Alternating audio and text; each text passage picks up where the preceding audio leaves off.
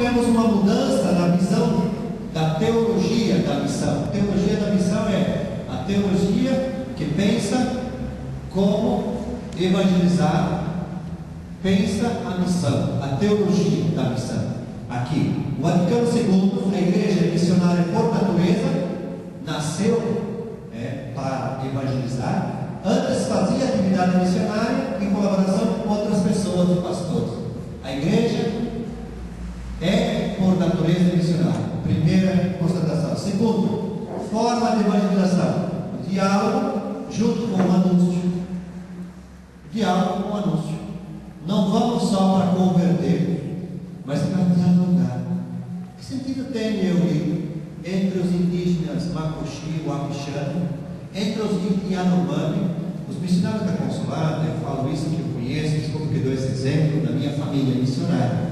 Está junto aos indígenas Yanomami, lá no norte do Brasil, na Amazônia, no Rio do Sul, no Rio, há mais de 30 anos, há 40 anos agora, e não batizou nenhum Yanomami. Não batizou.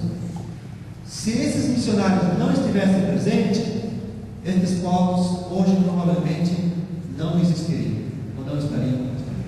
A Raposa Serra do Sol, e vocês, quem lê a revista Missões, podem acompanhar a luta de 40 anos para conseguir a homologação, definição e até o direito. Vocês têm dois artigos importantes, um na edição de maio e outro sairá agora na edição de julho, sobre a conversão da igreja em Roraima, escrita pelo padre Lídio Girardi, que trabalhou lá quase 20 anos, quase 30 anos, onde a igreja, antes do Concílio Vaticano II, tinha uma forma de evangelizar, a partir da fazenda, do patrão, e olhava os índios como aqueles que estavam por aí e tal. Depois do Concílio Vaticano II, começou a evangelizar a partir dos indígenas. Padre José de Almeida se encontra aqui. Padre José de Almeida chegou? É isso? Opa, então por favor, Padre José, venha. Está ouvindo? A forma como a igreja se relacionava com o mundo, com a evangelização, respeita também a sua expansão. E lá em Roraima, então, eles começaram a fazer a missão a partir dos povos indígenas, a partir da aldeia, não mais a partir do fazendeiro que dominava as terras com seu gado. E pouco a pouco os indígenas, que também aprenderam a lidar com o gado, começaram a criar gado para ocupar as suas terras. E começaram a dizer: essas terras são nossas, fizeram a demarcação, fizeram todo o processo, a homologação, foi assinado, até que teve que ser decidida no Supremo Tribunal Federal. Imagina onde chegamos. Os originários da terra tiveram que ir ao Supremo para garantir um direito que já é uma garantia na Constituição de 1988. Toda a terra onde vive e sempre habitaram os povos indígenas são da União e são exclusivamente usadas pelos povos indígenas que nela habitam. Aí está a Constituição. A igreja, que não entendia muito desse processo, seguia evangelizando, batizando, sem se preocupar muito com essa situação. E a terra é tudo para o índio. A terra é vida. A terra é o lugar da cultura. Sem a terra, o índio morre. Então, batizando o índio, ele vai para o céu, se é o caso. Mas cadê a sua sobrevivência dos povos? Não tem como perpetuar as suas gerações se você não olhar esses aspectos. Assim, a igreja também se converteu e buscou então uma defesa dos povos indígenas, que hoje é um exemplo. A Raposa Serra do Sol é um exemplo para tantas nações indígenas que ainda hoje lutam para conquistar sua terra. Olha no sul da Bahia, os Mataxós, em Dourados, os Guarani Kaiowás, em Santa Catarina, os Guaranis. Tem aqui em São Paulo vários lugares, lugares que eram territórios, hoje estão encurralados em pequenas porções de terra. A asfixia muito grande entre os povos indígenas, a fome, a miséria, eles não podem ficar vivendo de Bolsa Família. precisam ter o seu espaço. Então aqui está a evangelização agora como um diálogo também. E com respeito às outras religiões, admitindo nelas o elemento da salvação. Então, de exclusivista para inclusivista. Exclusivista para inclusivista. A igreja inclui a salvação em outras religiões, e a salvação em Jesus Cristo gera debates, né? Se a salvação de Deus pode ser obtida através das outras religiões, qual é o objetivo da missão entre os pagãos, os que não acreditam, entre as gentes? Por que ir na Mongólia? Por que ir na China? Por que se embrenhar nessas matas atrás de pessoas que não conhecem Jesus Cristo e anunciar eles? Isso é uma crise que a igreja passou. Então vem o espírito do diálogo, testemunho. Eu testemunho a minha vida, a minha fé, e você testemunha a sua. Você me ajuda a ser o melhor cristão, e eu te ajudo a ser o melhor, talvez da igreja metodista, ou budista, ou muçulmana, ou até da religião judaica. Por que não? Eu só terminar esse pensamento, vamos estudar a palavra. Então seguimos. Pode passar?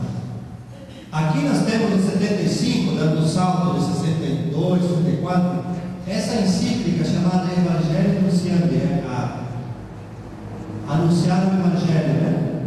Paulo VI faz a distinção entre evangelização e atividade missionária. Evangelização é um conceito mais geral. Nós vamos para evangelizar, temos que evangelizar, e a missão é mais específica, é a atividade missionária. Aqui vamos passar para frente, né?